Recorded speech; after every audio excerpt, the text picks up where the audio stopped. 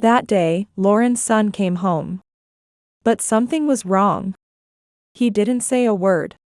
He wouldn't look her in the eye. And when she reached out to comfort him, he flinched like she'd hurt him. That night, his voice was gone. Someone had taken it. But who? Lauren didn't have the answer. Not yet. Lauren Harrison rushed around the kitchen, balancing her work portfolio while packing Elliot's lunch. Morning sunlight illuminated the colorful dinosaur drawings covering their refrigerator. "Did you pack your shell collection?" she called, feeling the familiar guilt of single motherhood tugging at her heart. 8-year-old Elliot bounced into the room, eyes bright with excitement. "Got them all packed. Vivian's gonna love my new shells." Lauren knelt, straightening his collar. "There's no one I trust more with my favorite little man." "Will her new boyfriend be there?"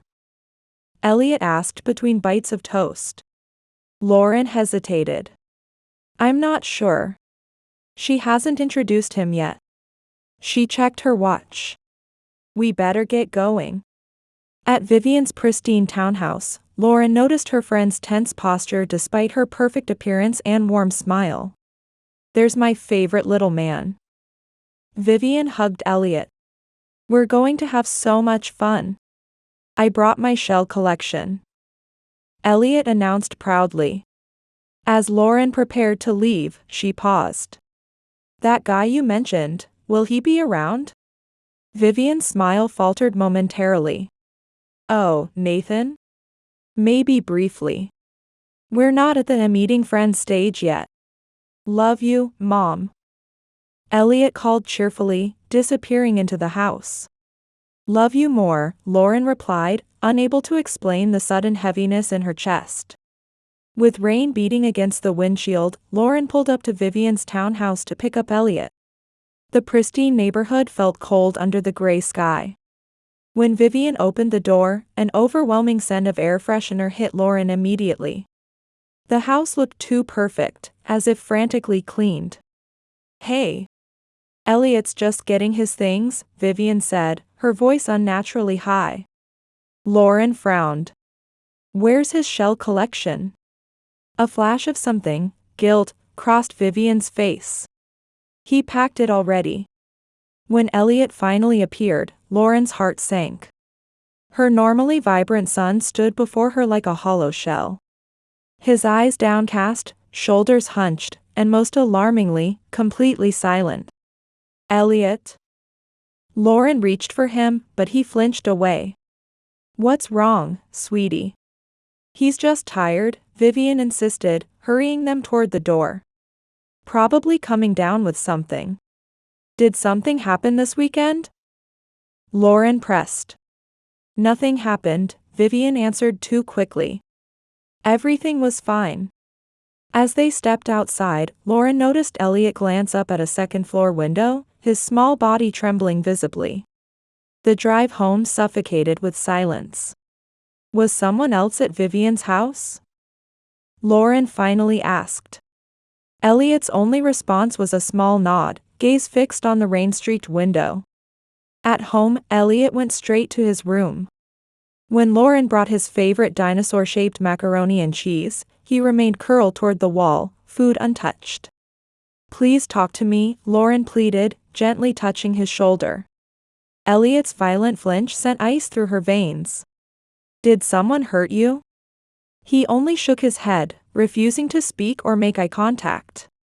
That night, Lauren messaged Vivian, "Elliot hasn't spoken since I picked him up. Did anything happen? Was someone else there?" Vivian replied, "Nothing happened. Yes, I had a friend over, but everyone got along fine." "Who was this friend?" Lauren typed back, anxiety gnawing at her. No reply came. Lauren sat in the dim kitchen, staring at her phone. Her eyes drifted to Elliot's colorful drawings on the refrigerator, happy scenes from just weeks ago. The contrast with her now silent, frightened son felt like a knife in her heart. Something had silenced her bright, talkative boy. And Lauren was determined to find out what it was. The alarm's harsh beeping felt like needles in Lauren's skull. She'd barely slept, worry gnawing at her throughout the night. Outside, gray morning light struggled through clouds, matching her mood. "Elliot, breakfast is ready," Lauren called, her voice deliberately cheerful. No response came from upstairs. When Elliot finally appeared, his movements were mechanical, like a wind-up toy running on its last turns. His eyes remained fixed on the floor as he sat before untouched cereal. Lauren's heart ached seeing her normally bubbly son transformed into this silent shadow. "Let me fix your hair before school," she said softly, reaching toward him. Elliot jerked away violently, his whole body trembling. The rejection stung Lauren like a physical blow. Her phone rang. It was from her boss about an urgent deadline. Lauren turned away briefly, feeling torn between work demands and her son's silent crisis. When she glanced in the rearview mirror during the drive to school, her breath caught in her throat. Silent tears streamed down Elliot's face. "Sweetheart, please," Lauren pleaded, her own eyes welling up. "Was it someone at Vivian's house? You can tell me anything." Elliot just stared out the window, as if the passing scenery held answers he couldn't provide. At the school entrance, Elliot's best friend Jamie bounded up to them, radiating the carefree energy that Elliot had lost overnight. "Hey Elliot. Did you see that new dinosaur movie? Was it awesome?" Jamie asked excitedly. The contrast between Jamie's animation and Elliot's emptiness was jarring. Elliot walked past his friend without acknowledgement, like a ghost drifting through a world that couldn't see him. Jamie's smile faltered, confusion replacing excitement. He looked at Lauren, a silent question in his eyes that she had no answer for. Lauren arrived at the school early with a lot of anxiety. When Monica Owen, Elliot's teacher, approached with a concerned expression, Lauren's stomach dropped. "Mrs. Harrison, could we talk privately?" Monica's gentle tone carried unmistakable worry. Inside the classroom, Monica didn't waste time. "Elliot didn't speak today. Not one word. For a child who's usually our classroom chatterbox." She let the implication hang in the air. "He hasn't spoken since I picked him up from my friend's house yesterday," Lauren confessed, relief and fear mingling as she finally shared her burden. "I overheard Daniel tell Monica that Elliot was a weird in art class," a calm male voice interjected. Derek Jackson, the school counselor, stood in the doorway, his presence somehow both authoritative and gentle. "He wouldn't touch the crayons," Monica added. "Just stared at the paper." Derek sat across from Lauren. Children often process trauma through silence. When something frightens them deeply, words can feel dangerous. Lauren's protective instincts flared. "Trauma? He just spent the weekend at my best friend's house." "Your friend recently moved, correct?" Monica asked carefully. "Was anyone else present during Elliot's stay?" She mentioned a friend was there, but Lauren's voice trailed off as fragments began connecting in her mind. In Derek's office, they watched Elliot through a window. He sat perfectly still, ignoring the toys surrounding him, his small face a mask of emptiness. "Mrs. Harrison," Derek said gently, "based on my experience, something significant happened to your son. Something that made him feel unsafe." The dinosaur-shaped chicken nuggets, Elliot's favorite, sat untouched on his plate. Lauren had arranged them in a silly pattern, desperately trying to coax a smile, a word, anything from her son. "Please eat something," Lauren urged, fighting to keep her voice steady. "I can't help if you don't tell me what's wrong." Elliot fidgeted with his napkin, twisting it into tight spirals. As he reached for his water glass, his sleeve rode up, revealing purplish marks circling his wrist. Lauren gasped. "Elliot, what happened? Who did that to you?" Terror flashed across Elliot's face before he bolted from the table, fleeing to his room. Lauren stumbled to the kitchen counter, dialing Vivian's number with shaking fingers. Only voicemail answered. While washing dishes, Lauren noticed the progression of Elliot's artwork on the refrigerator. The vibrant colors and playful scenes from weeks ago had gradually darkened, the joyful dinosaurs replaced by confined spaces and heavy shadows. How had she missed these warning signs? Late at night, a piercing scream tore Lauren from sleep. She ran to Elliot's room, heart pounding. Elliot thrashed in his bed, trapped in nightmare's grip. "No, no, no," he whimpered, his first words since coming home. "I'm here, baby." "You're safe," Lauren whispered, gathering his trembling body close. For a moment, Elliot clung to her, his defenses lowered by sleep. "The loud voice man," he mumbled against her shoulder, scary. "What loud voice man?" Lauren asked carefully. But Elliot had slipped back into sleep, his face still contorted with fear. In the dim nightlight, Lauren gently examined his wrists. The bruises formed distinct finger marks, as if someone had grabbed him roughly. Rolling up his pajama sleeve revealed similar marks on his shoulder. Someone had hurt her child. Someone had stolen his voice. At 2 a.m., Lauren typed a message to Vivian, "We need to talk tomorrow. It's important." Then she sat in the darkness beside her sleeping son, a fierce protectiveness rising within her like a gathering storm. The downtown cafe hummed with Tuesday morning activity. Lauren's hands trembled slightly as she stirred her untouched coffee.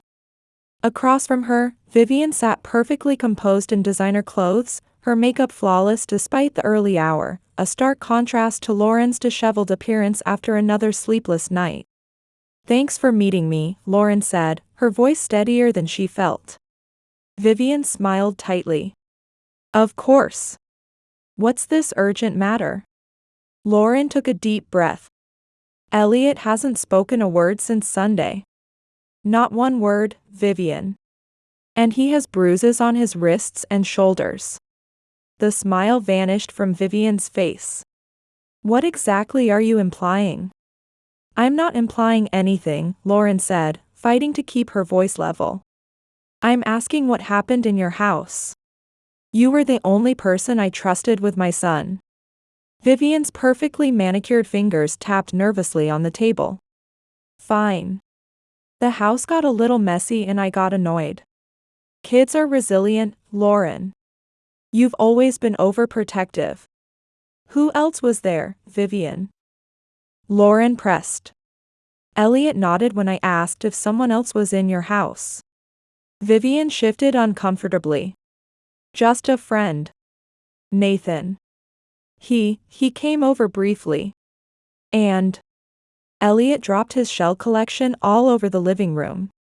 "Nathan helped clean up and might have gotten a bit frustrated." Vivian's eyes darted away. "It wasn't a big deal." "A bit frustrated?" Lauren's voice rose. "My son has bruises. He won't speak. That's a bit frustrated to you." "Children bruise easily," Vivian snapped, suddenly defensive. "Maybe you're looking for someone to blame for his mood." As Vivian gestured, her sleeve slid back, revealing a dark bruise encircling her wrist.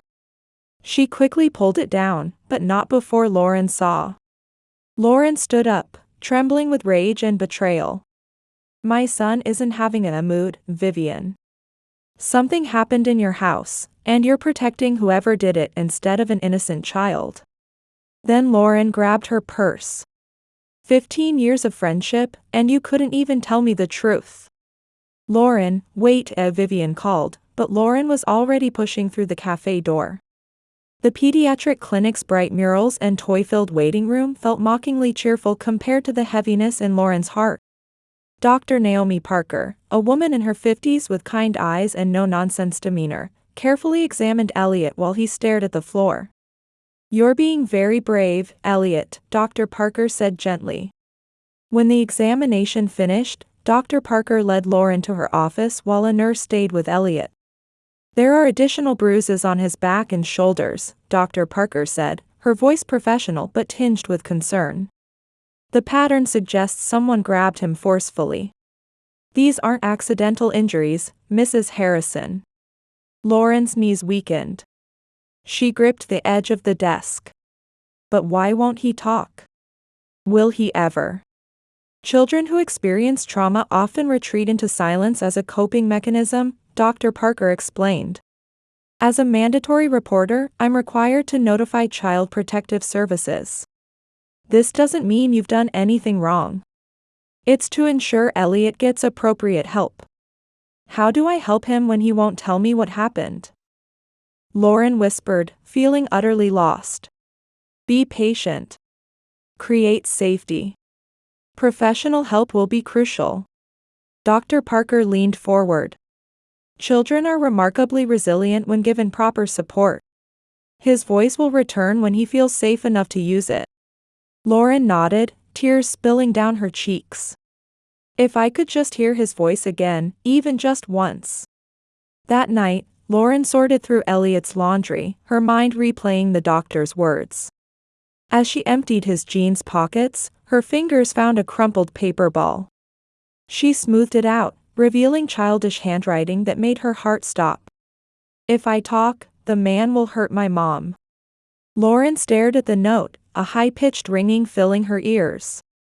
The world seemed to tilt sideways. With trembling legs, she carried the note to Elliot's room.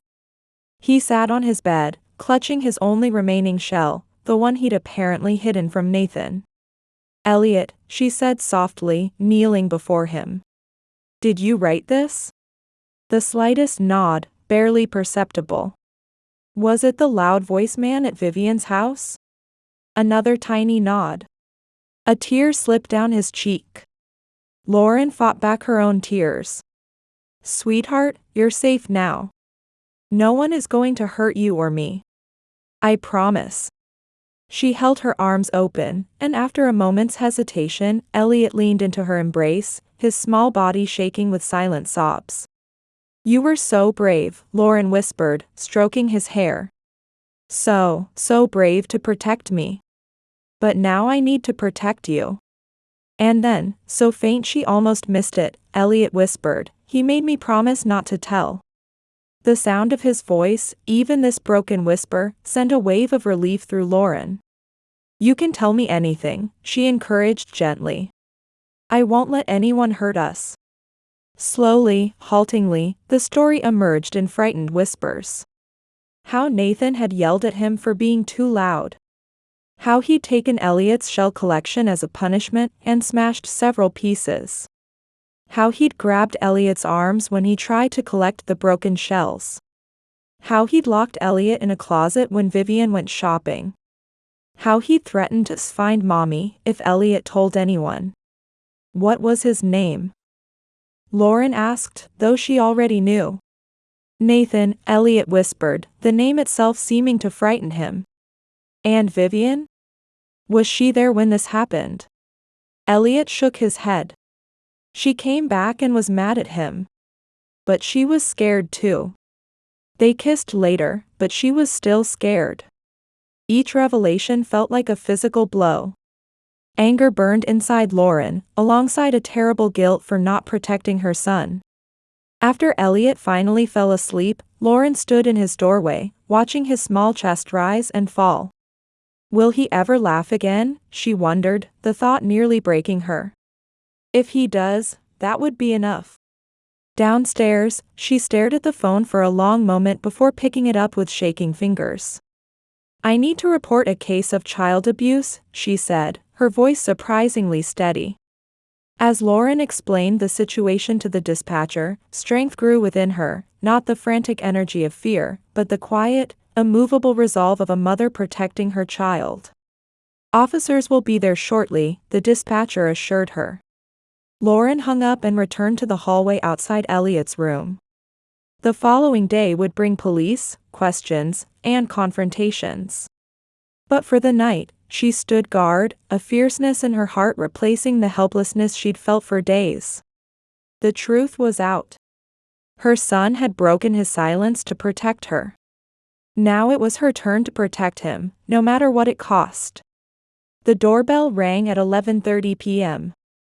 Lauren, who had been sitting vigil in the hallway, felt her heart jump. Outside stood two officers, Detective Alexandra Donovan, a composed woman in her late 40s, and Officer Reyes, a younger man with watchful eyes. Behind them was Madeline Coleman from Child Protective Services, her expression professional but kind. "Mrs. Harrison? I'm Detective Donovan. We understand you reported an incident involving your son." Lauren led them to the living room, keeping her voice low. "He's finally sleeping. I don't want to wake him." The living room, with its scattered toys and family photos, felt suddenly small with the presence of these strangers. Lauren handed Detective Donovan the crumpled note, her hands trembling slightly. "He wrote this. He was threatened into silence to protect me." Detective Donovan read the note, her expression unchanged but her eyes hardening. "You did the right thing calling us, Mrs. Harrison. We'd like to speak with Elliot," Madeline said gently. "I promise we'll be sensitive to his condition." Lauren wrapped her arms around herself, suddenly cold. "Won't that traumatize him further?" "He's only just started whispering." "I specialize in interviewing traumatized children," Detective Donovan explained. "We use techniques designed to minimize additional stress." "You're welcome to be present." Lauren nodded, fighting back tears. "Let me wake him gently." In the soft glow of Elliot's dinosaur night light, the boy sat on his bed, clutching his remaining shell like a talisman. Detective Donovan sat at his level, her normally authoritative demeanor softened. "I hear you like shells, Elliot," she began conversationally. "I used to collect pretty rocks when I was your age." Elliot glanced up briefly before returning his gaze to the floor. "I know talking is hard right now," the detective continued. "But whatever happened wasn't your fault. You're not in trouble." Lauren sat nearby, her heart breaking as Elliot began to whisper his story to Detective Donovan. His voice was so soft they all had to lean forward to hear. He described being forced to stand in the corner for hours when Vivian went shopping. How Nathan had taken his shell collection and deliberately crushed pieces when Elliot had spoken without permission. How Nathan had grabbed him hard enough to leave bruises. The closet. The threats. "He said mommies who can't watch their kids lose them forever," Elliot whispered, glancing fearfully at Lauren. Lauren dug her nails into her palms to keep from crying out. The rage building inside her was unlike anything she'd ever experienced, primal and consuming. Detective Donovan showed Elliot a photograph. "Is this the man who hurt you?" Elliot flinched visibly and nodded, hiding his face against his knees. "You've been incredibly brave," Madeline told him, her voice warm with genuine admiration. "Your world feels broken right now, but with time and support, you'll find your voice again. I promise." For the first time that night, Lauren felt a tiny flicker of hope amidst the darkness. Outside Elliot's room, Detective Donovan's expression was grave. "The man Elliot identified is Nathan Foster.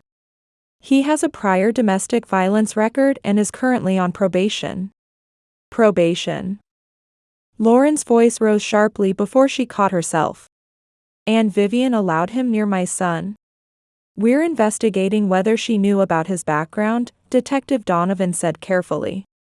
"He's explicitly prohibited from contact with minors as part of his probation terms." Officer Reyes approached from downstairs. "We've located Foster. Units are en route to Ms. Reynolds' residence now." Lauren leaned against the wall, suddenly dizzy. "We've been friends for 15 years. How could she let this happen?" "Abusers are manipulative," Detective Donovan explained, her voice softening. "They isolate their victims from support systems. Ms. Reynolds may be a victim herself." "That doesn't excuse putting my son in danger," Lauren said bitterly. A few hours later, Donovan received a phone call. She stepped away to answer, her expression shifting as she listened. "Foster has been taken into custody," she reported, returning to Lauren. "Ms. Reynolds is being questioned but isn't under arrest at this time." Lauren felt a strange hollowness where she'd expected relief. "She's admitted lying about what happened," Detective Donovan continued.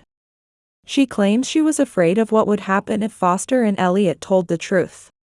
Lauren shook her head in disbelief. She knew.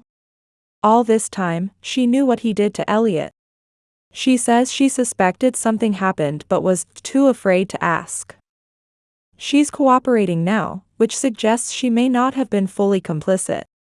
The conflicting emotions, relief at Nathan's arrest, betrayal at Vivian's admission, anger, fear, and exhaustion, crashed over Lauren like waves. Madeline gently explained the next steps: counseling for Elliot, possible court testimony, support services available. Lauren nodded mechanically, overwhelmed by information and emotion. As the officials prepared to leave, Detective Donovan handed Lauren her card. "Call me anytime, day or night. You're not alone in this." After they departed, Lauren returned to Elliot's room. He had fallen back asleep, his face peaceful for the first time in days. Carefully turning his pillow, she discovered the single shell he'd managed to save, a small, perfect spiral, hidden underneath. Lauren gently picked it up, studying its delicate whorls and remembering how Elliot had once chattered endlessly about each shell in his collection. She placed it carefully back under his pillow. "We'll find your voice again," she whispered, gently brushing his hair from his forehead. "I promise." The next morning, golden light filled the kitchen as Lauren flipped pancakes into dinosaur shapes, a tradition long abandoned in recent chaos. Dark circles shadowed her eyes, but purpose guided her movements. The doorway creaked softly. Elliot stood there, clutching his saved shell. "Mom." His voice was small but clear, stronger than last night's whispers. Joy flooded through Lauren like a physical wave. She knelt, holding him tightly, feeling his heartbeat against hers. "Are you hungry?" she asked, voice thick with emotion. A small nod. "Is the loud voice man gone?" Elliot asked between tiny bites. "Yes," Lauren said firmly. "He can't hurt you anymore." "Never." Every little bite felt like a victory. 1 week later, Lauren watched Dr. Monroe work with Elliot through the window. He sat cross-legged, using dolls to act out what he still couldn't fully verbalize. "He's speaking more each session," Dr. Monroe explained afterward. "Children have remarkable resilience when given proper support." "What can I do to help him?" Lauren asked. "Maintain routines. Create safety. Let him know all emotions are acceptable." Dr. Monroe handed Lauren another card. "This colleague of mine helps adults process trauma. Your friendship with Vivian, that's a loss you'll need to address too." Lauren nodded, surprised to feel tears forming. She'd been so focused on Elliot that she hadn't acknowledged her own grief. Vivian sat across from Lauren, stripped of her perfect appearance. Without makeup and designer clothes, she looked vulnerable, diminished. "Why didn't you tell me?" Lauren asked, the question that had haunted her. "I thought you wouldn't believe me." "I was breaking apart inside," Vivian whispered. "I have so much anger toward you," Lauren admitted. "But part of me still wishes I could have protected you too." "When Nathan was near, I couldn't think clearly," Vivian said. "I'll never forgive myself," thought, for putting Elliot in danger. Tears streamed down her face. "I loved his smile. If he gets his voice back completely, he doesn't need to remember me. He can forget me. But I'll still pray for him." As Lauren rose to leave, Vivian added, "Don't face this alone like I did." A few months later, the beach stretched before them, golden and peaceful. Elliot ran along the water's edge, stopping to collect shells. Lauren watched from a distance, joy washing over her with each excited movement. Her phone buzzed. Nathan's plea deal would include prison time. Lauren set it aside, choosing instead to watch Elliot chatting animatedly with another child about their shell discoveries. Last week, he'd read his poem in class. "I was the quiet boy. Words locked away like treasures. Now I speak again. With mom, with sea, with shells." Elliot ran back, hands cupped carefully around his new treasures. "Look what I found. The ocean smells just like last year," he exclaimed, his voice clear and strong, vibrant with the wonder she'd feared lost forever. Lauren smiled through tears, pulling him close. "No one will ever take these from you." "Never ever," Elliot agreed, before his face broke into a genuine smile. Revealing their small figures against the vast ocean, mother and son, voices restored, beginning again.